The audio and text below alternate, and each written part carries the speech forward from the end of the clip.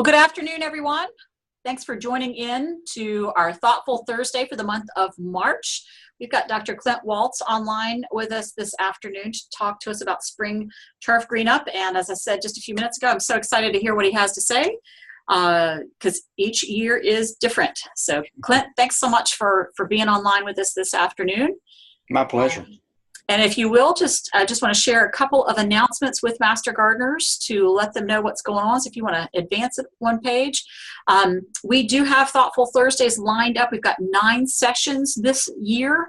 We moved it to 2 o'clock to accommodate your project times, your requests, and we do archive this session. So if you've got friends that want to hear about it, they can access the archives through MGLog. If you want to go one more for me.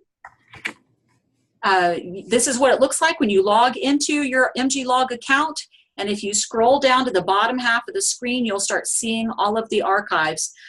So we've got one up there already, our February archive addressed, our February Thoughtful Thursdays addressed natives and invasives, so that recording is there. And if you are looking for the 2018 requests, you can let us know or let your agent know because those recordings have been moved. Our system has a certain capacity, so we take the ones from last year and move them. But if you miss something for 2019, they're right there. You can access the recordings right there. All right, I think I have one more. Nope. Nope, it's all you. It's all me. Right. So, well, I think my last message is there at the end. So, right, there is a conclusion slide that's yours. So, yes. All right. So, tell us all about it, Clint. All right. Well, hello everyone, and happy Pi Day, March 14th, 3.14. So, with that, we'll talk about spring turf management. Sherry said I've got 30 minutes, and without a doubt, I will use every bit of that. So. Pre-emergence herbicides. Folks are asking, is it still too late to get pre-emergence herbicides out? Incidentally, I was actually looking and working with some 4-inch soil temperature data this morning. You being master gardeners, you've heard me on more than one occasion talk about the importance of the 4-inch soil temperature and 65 degrees and getting warm season grasses growing and then crabgrass germinating at about 55 or so. And we are about that 55 degree soil temperature here in Griffin. It's going to be variable around the state. So that surface temperature right there, or actually the 4-inch soil depth is about 55 in Griffin. So we're still about 10 degrees away from warm season roots being able to germinate. But we're real close to that surface temperature getting point where crabgrass will germinate. So is it too late to get your pre-emergence herbicides out? At this point, I would say no. On my way back from work today, I actually found some crabgrass germinating, but it was germinating in the cracks of the road. So, asphalt's going to hold a little bit more heat. It's going to stay a little warmer, and some of that was right at just the 1 and 2 leaf stage. So it hasn't long been germinated there in the cracks of the road between the parking lot and our building here. So we're right there in the cusp. I know this weekend temperatures are supposed to decline a little bit. So when it comes to warm season grasses and getting your pre-emergence winter, out, was that you or Sarah there marking up my slide? I'm not scribbling on your slide. I hadn't touched anything. So, but anyway, that will be okay. This weekend would be a good time to be thinking about getting some of your pre-emergent herbicides out, and anybody's asking questions. Irrigation, we'd like to get those irrigated in within 24 to 48 hours. Here lately, that hasn't been a real issue. Mother Nature has taken care of that for us. And it's looking like the weather pattern we'll have here before our next couple weeks, that'll hold. So even if you get it out on Saturday and it doesn't rain again until Monday or Tuesday next week, that will be fine with it. So folks that you're working with and that kind of thing, it's there. There are products out there like this one here. If you look at the bottom, it says contains no fertilizer. So that would be an excellent product right now for pre-emergence crabgrass control. It has no fertilizer to stimulate Bermuda grass and centipede grass and zoysia grass and St. Augustine grass. Sherry, if you don't mind, I'm not sure what that blue streak is there. I didn't make that. I don't know how we get that off. Appreciate it. Pre-emergence herbicides work best if we have a split application. First application out before weed germination in emergence. So we would put about half of our annual amount out now. We want to avoid those nitrogen-containing products. And then the second application would be 45 to 60 days after the first. We'll apply the other second half of the annual total amount. And that will be sometime, so if we go up mid-March, that would wind up being 1st of May.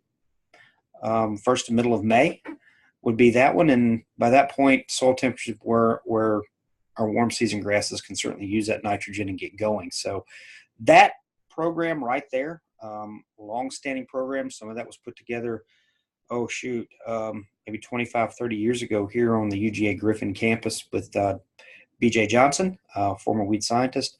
And that will, with many of our pre-emergence herbicides, will get you season-long control of those summer annual grassy weeds. So that'll get you into and through August typically if you follow that program right there with your pre-emergence herbicides out there. That brings me to another question. Some folks ask, where can I find them? Where can I find some of these? Of course, you've got your big box retail stores where you can find some of these products, and many homeowners do. But your landscape supply stores as well are out there. So the industry wholesale and retail, they certainly wind up selling and marketing predominantly to the commercial landscape contractors. But you don't have to be one to come to some of these out there, some of these stores. They're obviously not on every corner like your grocery stores and your Home Depot and Lowe's and Walmarts. But if I got you an example there of some of them here: Site One, Ewing Irrigation Supply, Stovall, Central Turf and Irrigation, Super Sod, Buck Jones, and there are others out there. I've kind of given you the big ones. There's a couple that are a little bit more local to the Atlanta market. Sometimes your feed and seed stores, your local feed and seed stores will wind up having, and same thing with some of your garden supplies will have it's more of these commercial products. Often not, they're better price. You can find better selections on some of those out there. And most of these here that I just showed you, these 2, 4, 6, they have pesticides, they have fertilizers, they have equipment, they have plant material, they have a lot of other that's for the commercial lawn care market out there. Oops. I was seeing if I could do something other with that blue strip across it. Sherry, do you see that too? We do. We're trying to figure out how to do that, but I don't think we have the control to do that. Okay. I didn't do it. I wouldn't touch anything when it was shot across, so I'm not sure where it stands. So. Yes. Sorry about that. We'll keep moving. Is now a good time to fertilize? Well, depending on where you are in the state out there. So you hear the advertising, hey, it's time to fertilize.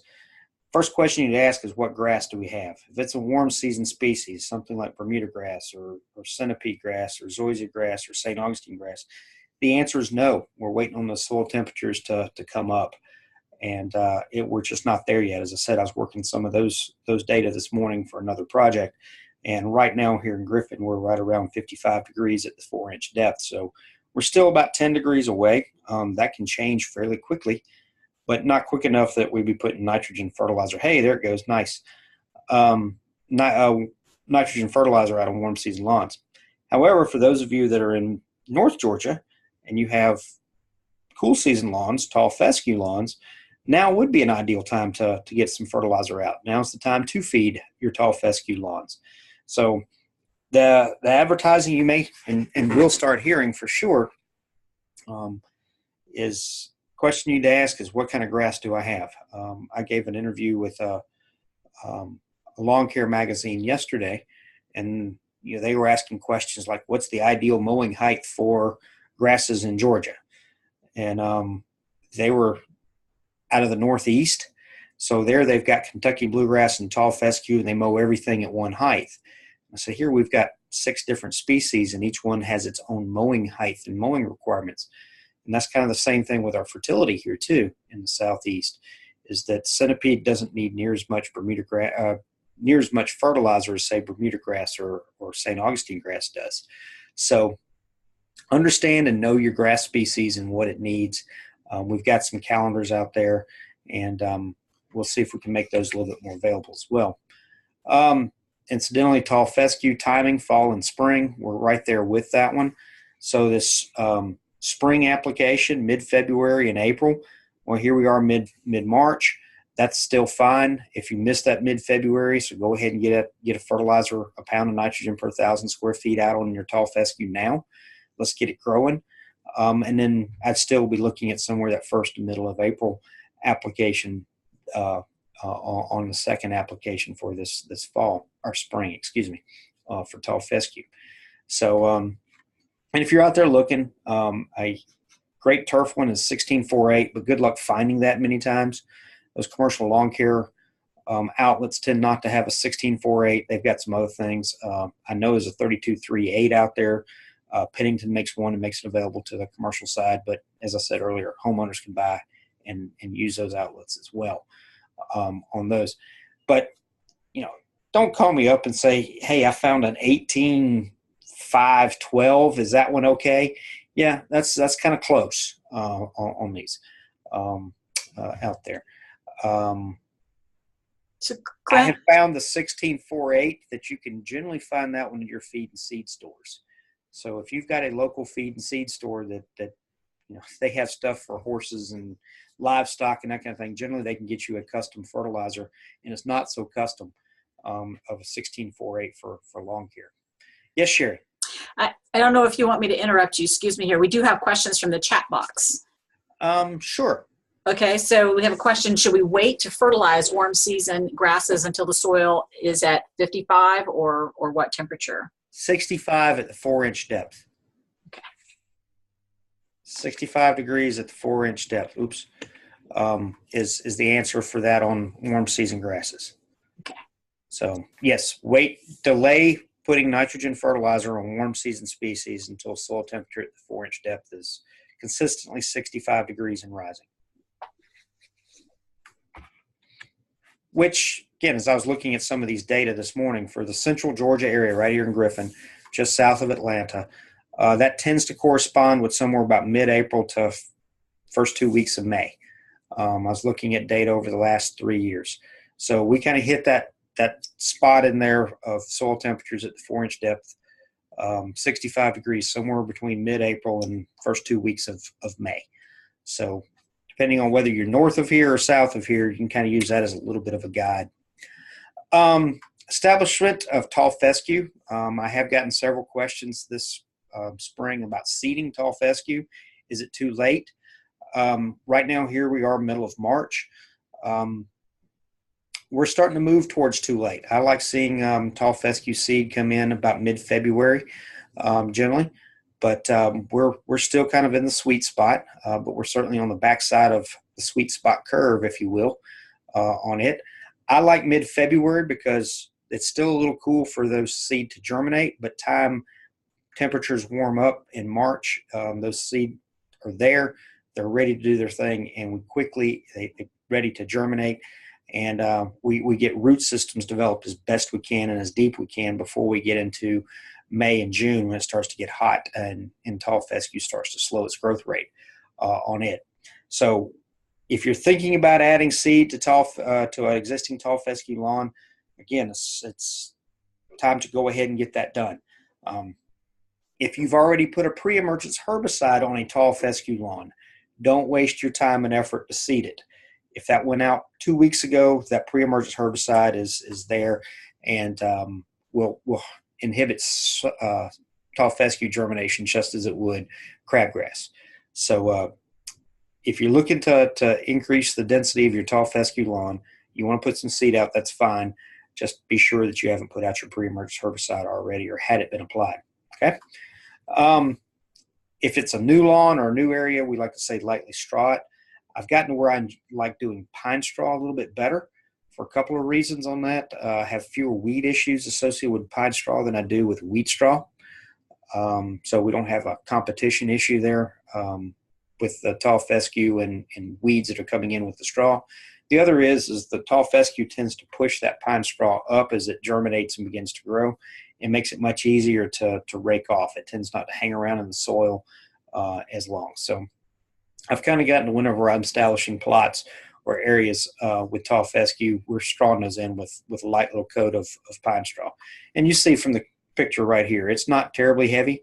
You can see down through that and see a little bit of soil in there. So big plus on it. I was thinking I had this slide. So for warm season grasses, we'll apply nitrogen fertilizer when the root activity is there, and that's when soil temperatures are 65 degrees and rising. You can go to georgiaweather.net and find a weather station that's close to you. We've got 70, 80 some odd weather stations scattered around the state of Georgia. UGA maintained websites, excuse me, weather stations. And that's a good place to start watching your 4-inch soil temperatures. If you want to be a little more site-specific and measure it in your own lawn or landscape, you can certainly go buy you a soil thermometer. They're not particularly expensive, but make sure you get one that measures within the range that we're looking for. So somewhere between about 40 degrees Fahrenheit and 80, 90 degrees Fahrenheit at least. And then make sure it's at least 4 inches long as well. You can get some 2-inch soil thermometers. If you're trying to measure the 4-inch soil depth, the 2-inch soil thermometer isn't going to do you a lot of good on it. So 2 places to go there. And again, a little bit of information on when we need to be applying those nitrogen fertilizers for warm season grasses. So those of you that are working with folks, or you have yourself Bermuda grass, centipede grass, zoysia grass, St. Augustine grass lawns, we're still too early for nitrogen fertilization. Even if I've got some of you down there in the, let's just say, Tifton, Valdosta, Moultrie, St. Simons area, I still think waiting another couple weeks would benefit there on it. Be careful of these types of products.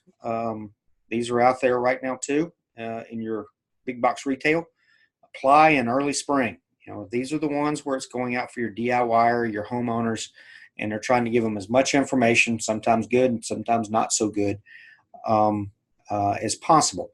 So this is it says apply in early spring, and it's on a 3004 fertilizer as what this is. If you've got a tall fescue lawn, fine product.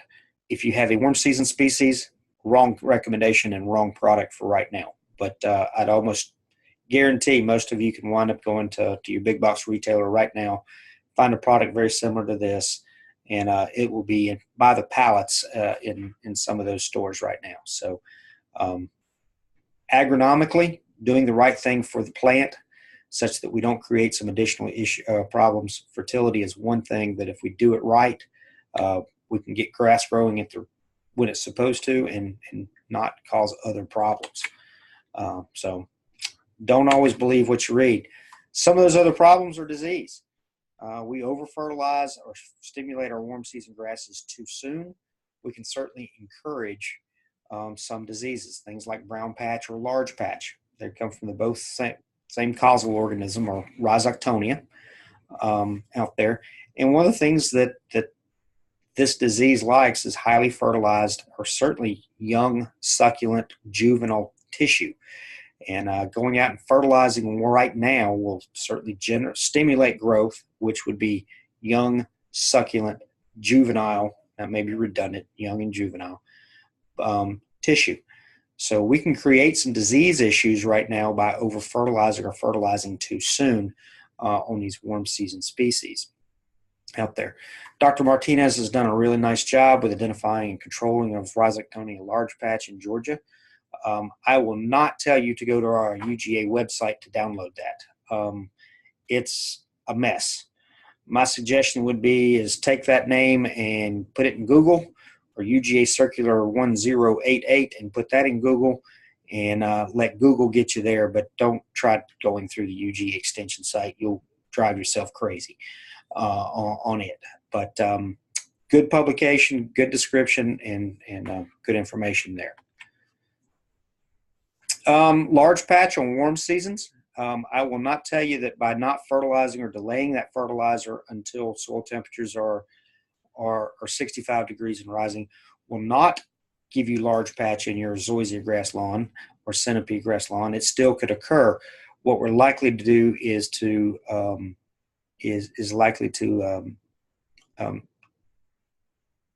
mitigate it to some degree. So instead of a large patch being 5 or 6 foot in diameter, it may be more of 18 inches, 24 inches in diameter. Or instead of having your entire lawn eat up with it, and that's a scientific term there, eat up, having it well distributed across your lawn, you may have just a few little spots here or there if you can delay that spring nitrogen application until those soil temperatures are up. Here lately, we've certainly been in the prolonged rain pattern. And as a result, that encourages large patch on warm season grasses. I know the next couple of nights we stand a shot of nighttime temperatures being right around 60 to 70 degrees Fahrenheit.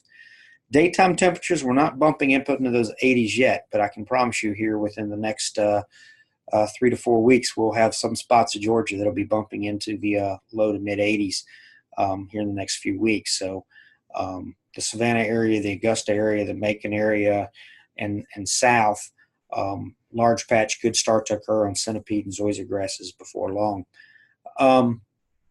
If we continue to stay in the weather pattern that we've been in, where we've getting some rain pretty much every week, sometime during the week, every week, you might be wise to go ahead and apply a fungicide application.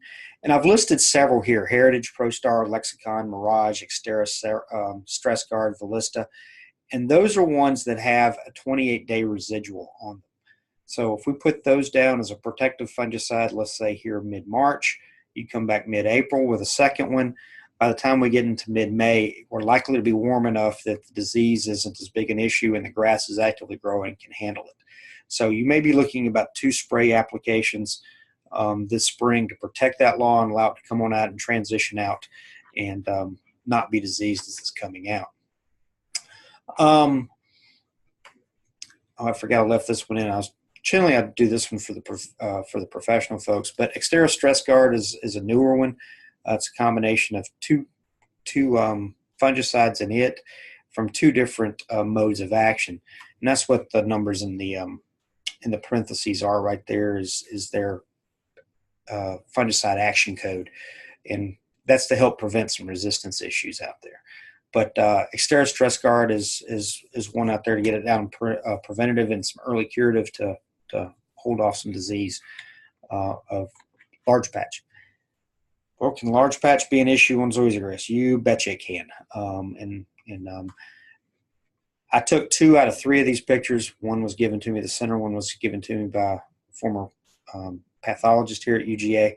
The one on the left is zoysia grass, and that was actually a large patch in the that affected that zoysia grass in the fall of the year. And then the homeowner wanted to know why it didn't look good in the spring of the year. Well, it was sick going into dormancy, and it was slow coming out as a result.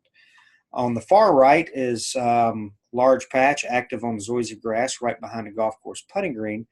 And you can see why I would say it's active. You see those pretty colors there, the reds, the orange, the yellows. So that's where the disease is active and is actually actively infecting that turf on that zoysia grass right there. So it can be quite disruptive to visual quality and make the plant sick. You'll hear us talk about disease coalescing together. So this is an example right there of how large patches will coalesce together. You see 2 distinct patches that have grown together. And each one of those was probably 6-7 foot in diameter. So it looks a little bit like a snowman there where they've kind of grown together on those. Here we are in the spring of the year. And Sherry, am I right? I've got 5 minutes? Yes, that's right. Okay. The winter annual broadleaf weeds have taken off in the last 7 to 10 days. And it's very common for homeowners to go out and buy those broadleaf weed herbicides, hose-in sprayers, those kinds of things, and they go out. If you've got, and they contain these phenoxy-type herbicides, things that have 2,4-D, MCPA, MCPP on them, look the label. Look, some of them are in liquid, some of them are granular. On some grasses, particularly St. Augustine grass and centipede grass, applying this class of herbicides during spring transition right now can cause a significant amount of damage.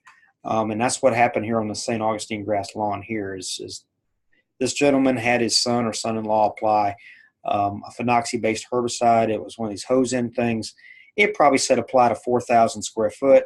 He put the entire bottle out on his 2,000 square foot lawn. So not only did it overdose it, but just the material itself would have caused some pretty significant damage to St. Augustine and centipede during transition. So my suggestion there would be avoid that on it. Similarly for centipede folks, those of you that have centipede lawns or working with people with centipede, if there is another herbicide to avoid during spring transition, it's metsulfuron methyl. It goes by the trade name or brand name Manor or MSM. MSM stands for metsulfuron methyl on it. It can cause some pretty significant damage to centipede grass during spring greenup. When centipede is fully dormant or when it's active growth, MSM is fine. Use the proper use rate on it. But we have seen time and time again when metsulfuron methyl is applied to centipede grass during transition, it can be quite injurious out there. You got to love homeowners that go out and spot spray with a little bit of Roundup. They make great pictures. This can work on dormant turf, but even then you've got to be careful. Grasses now are coming out of dormancy, so this would be something that we would not recommend at all right now. It would be quite injurious, and these spots would recover. This time of year, I'm a big fan of letting your mower be your weed control option out there. So just keep those winter annual broadleaf weeds mowed down. And they don't like the mowing pressure, so if you can mow them once a week, probably help your grass come out of dormancy a little bit. You keep those weeds mowed down, and you won't have as much injury, and that grass will come on out and transition fine. Last couple minutes, I want to talk about a few innovative things I'm seeing kind of coming into the market this year. The auto mower, or robotic mower, we're seeing more of those. I know Lowe's is carrying the Husqvarna one. They're coming what we might refer to as the stupid one. It doesn't have GPS on it. You can buy the Husqvarna through a dealer that has GPS enabled and that kind of thing with it. So there's several of them out there. There's some landscapers that are buying them as a fleet and then putting them into their clients' lawns. But these things will mow in a randomized pattern. They can mow 24 hours a day, 7 days a week, rain or shine. Whether the irrigation's running or not, they will go. It's kind of like a Roomba for your lawn instead of vacuum for your living room. They do quite a good job. There's several manufacturers. I'm most familiar with the Husqvarna, but I know Stihl makes one. I know Echo makes one. I know Honda makes one, and there's a couple of other as well out there. So there's several manufacturers, but I'm most aware of the Husqvarna. I'm most familiar with it, and it's probably got the greater market penetration right now out there. Advantages: no gas or oil to spill, low maintenance cost. You change the blades about 4 times a year. It's about a $20 annual maintenance cost on those. The lawn always looks as if it's been mowed. There is no noise from these things, or the noise is extremely minimal. Labor savings: the yard's always been mowed. You don't have to go out and do it in that respect. From a landscaper standpoint, there's some safety issues on slopes and that kind of thing out there that they don't have to worry with. So on these, there's a lot of advantages. Agronomically, you're always at the correct mowing height. You can change the mowing height with an app with the smart auto mower, not the stupid one on it. As you can see here, this is the cutting head. So there's some tips or some leaf clippings cut on the cutting head on this particular auto mower. Very small, and you're not overwhelming the soil microbial system out there because you're always just taking tips off. So you're cutting and maintaining that 1/3 mowing height. Your conventional mowing where you grow it tall and then you cut it short, tall and short. We'd like to think that there's some improved physiological health to the turf with that, and you reduce your scalping as well. Some folks ask about theft. Well, it's possible. Anything can be stolen. But the smart mowers anyway, if they pick up, they set off an alarm. They send a text to your phone. If they move from their boundary, there's a wire that surrounds your lawn, and the mower stays within that boundary. If it's removed from there, the thing is inactive. It cannot work, will not work. It becomes a boat anchor. And it's GPS enabled, so you can go pick it up from whoever stole it from you on those. So there's some advantages there. Mowing height range, the 430X goes from just under an inch up to about 2.5. They have a new high mowing that's coming out for the folks with tall fescue and St. Augustine grass in the southeast that will do 2 to 4 inch mowing heights on it. With that, I'll wrap up. We've got a few important dates of conferences coming up. The Southeastern Turf Conference, April 25th down in Tifton. The Organic Turf Management Field Day, that's on a golf course up in Atlanta, July 23rd, and the Sod Producers Field Day. And I can't remember, we've got that set for Perry or Tifton this year in November on it. With that, follow me on Twitter. I'll start to get more active as the spring goes on Twitter. And so as the warm season grasses warm up, so does my Twitter account and postings. Cool. With that, Sherry, it's yours. All right. Well, I can take questions. Yeah. If you've got any questions, you can drop them in the chat box. I'm going to pull that back up. We answered Brandy's question about warm season grasses. And while they're typing, Clint, if you want to advance the screen, I'll give them the reminder one more. We do have some spring events coming up as well. We have got our April celebrations going on, and registration is open. You visit our gamastergardener.org website and click on 2019 April celebrations. It'll give you all the registration information. And I just wanted to point out to folks that if you're going to join us for Grow Strong, which is our day-long research update, then the deadline to register for that, and that will include a t-shirt, these are special edition t-shirts. That deadline is today. So you want to get online and register, and we'll be accepting registrations through the end of the month. But we've got a big deal. Did you know that our program is 40 years old this year, Clint? I mean, I just can't believe it. I read that on your trellis this morning. Yes. So we've got a whole bunch of celebrations going on. We're combining our birthday celebration with our Grow Strong, which is an event we do in odd-numbered years, and also with Volunteer Appreciation Week. So that's why we've got a whole bunch of stuff going on, and we're pretty excited. Our special guest and speaker on Monday at the State Botanical Garden will be Dr. David Gibby, and he is the man who is credited with creating the whole idea of the Master Gardener program. So he was the man who was the extension agent in Washington State in the 1970s who had this idea that, was a good one. Absolutely. And I'd say you're fortunate to have him come for that, but that's a big deal. Yes, very fortunate. And I have met him in person and heard him speak and heard him share his story.